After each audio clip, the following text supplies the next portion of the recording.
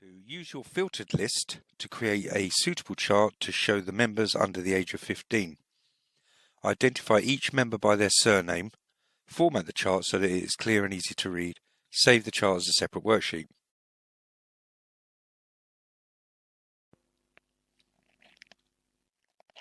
So the first thing I need to decide is what sort of chart am I going to do.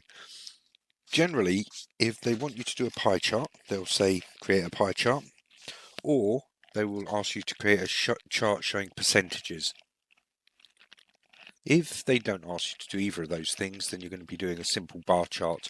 The bar chart may have one or more columns per data point, but I'll go through and show you how to do that now. The question asks us to create a chart to show the members under the age of 15. So the first thing we need is the members. We see, and it says identify each member by their surname. So let's select the surnames, and now I want to select the members. It just doesn't give me any extra information there. So if I think this through logically, I'm going to need to select some numbers because I've already got data range selected. That's going to be the descriptions for my columns or bars. I can't use membership because that's just junior. If I use membership fee, they're all £10, so it wouldn't be a very useful chart. So logically, that leaves me one other thing to go for. Normally, the questions aren't as tricky as that. They normally give you two things. Normally they would say show the member's name and age in a chart.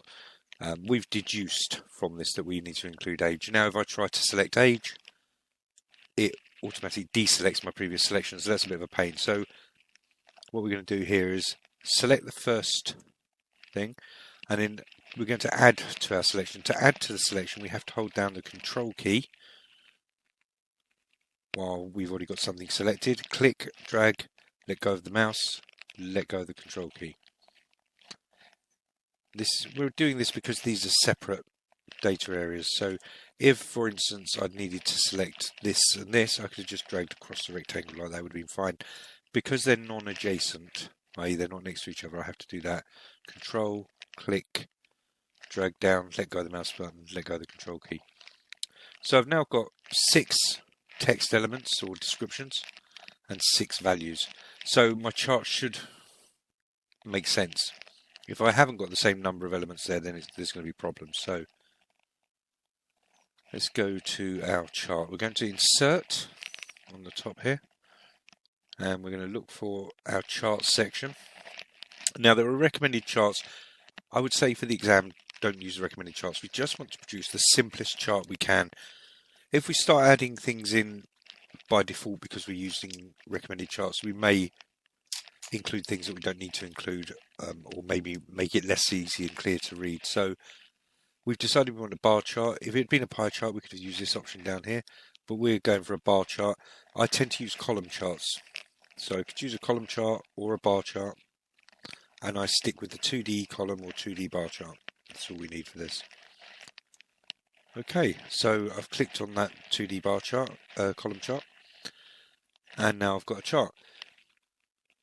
On the question, it also says format the chart so it's clear and easy to read. Save the chart as a separate worksheet. Now, for this exam, I would do this as a matter of default. It's just automatically getting the habit of doing this. When we first create the chart, I haven't clicked anywhere else, so it defaults to switching to chart design mode. So this is selected up here, chart design. And what we've got here is a move chart option.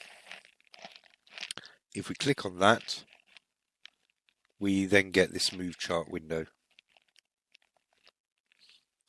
By default, it selects object in member, and if we click on that, it will allow us to basically move the object to a different sheet. We don't want to do that. We want to actually create a new sheet, and we're going to give it a meaningful name, so we're going to call it column chart. We could have called it members by age chart or something like that, but column chart is fine. Click on OK, and that will create a new chart, new sheet, and the sheet's got the name that we gave it in that input box. If for any reason you've forgotten to put a name in there and it comes up with chart 1, or you've made a typing error, You can just double click on there and retype it. You can rename it from there just by typing and then pressing enter. And if you want to get rid of this chart altogether, you can just right click and delete. It'll ask you if you want to delete it. I'm going to delete it because I'm going to show you another way of moving that chart. So I'm going to insert the chart. I'm doing the same thing. Insert, selecting a column chart. Now, previously I showed you to move it by using this button.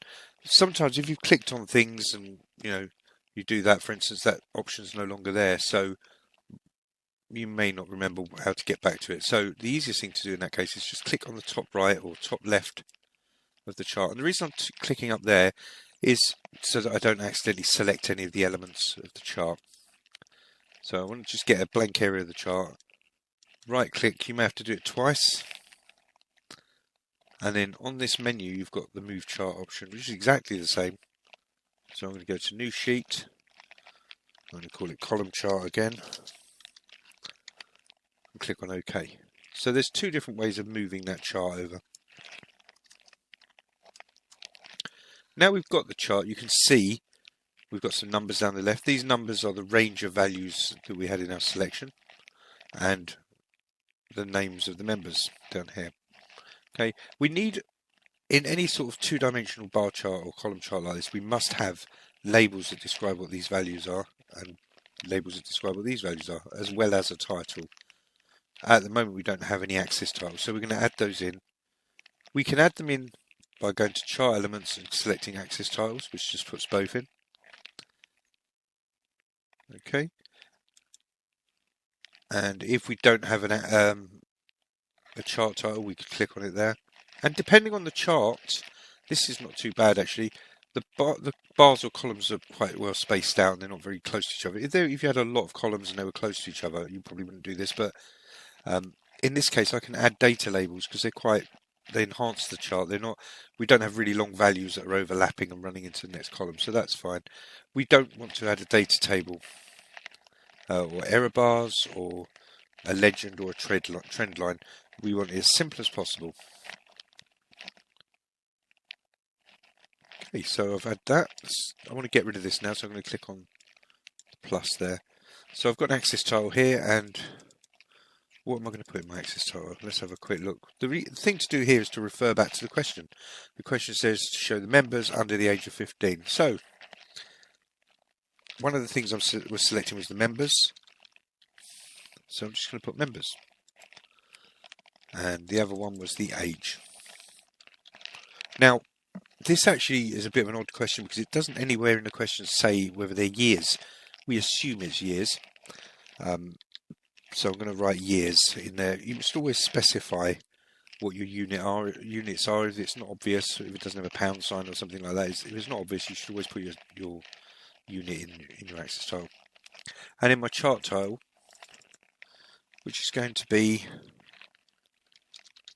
members under the age of 15. And that's come from the question. I looked at the question, it says use your filtered list to create a suitable chart to show the. Usually they're worded like that. A bit after that says members under the age of 15. Okay, that's the minimum title I can have. You might want to add the name of the organisation, for instance. So let's have a quick look who this is. This is Grange Literary Society, they're called. So I could say, change that to a lowercase m because I don't want an M, a capital in the middle of my thing. So I could say Grange Literary Society. And you notice I'm capitalising it and put capital letters in front of Grange Literary and Society. That's because it's a proper noun, it's the name of an organisation. So you need to make sure that you're copying that from the question to make sure you've got the capitals right. I'm not using capitals here, just at the beginning. And another important thing is titles and bullet points, you don't have a full stop at the end. You know, it's no full stops, so we don't need to put a full stop in there. Okay, so I've done that. One thing I would always do as well is make this look like a title. So we're going to just click on that. Now, to edit my text in Excel, I have to go on the Home tab. So I go back to Home and I can see my familiar formatting options here. All I'm going to do is I'm going to increase the font size by 2 sizes by clicking on that twice. And then as a matter of habit, when I'm doing these, I make it bold, italic, and underline just for the title. I'm not going to put colour around it or under it or anything like that. I'm just going to leave it like that. It's all I need to do. I also always get in the habit of just changing these axis titles, because sometimes if you've got numbers here or more columns, for instance, it might be that this members is the same text style as these, and you can get confused whether it's actually part of the data or a title. So I want to make that stand out, and I'm going to do the same thing. I'm going to do exactly the same thing as I did before, bold, italic, but I'm not going to underline it. And I'm going to do the same for that. 2, bold, italic, not underlined.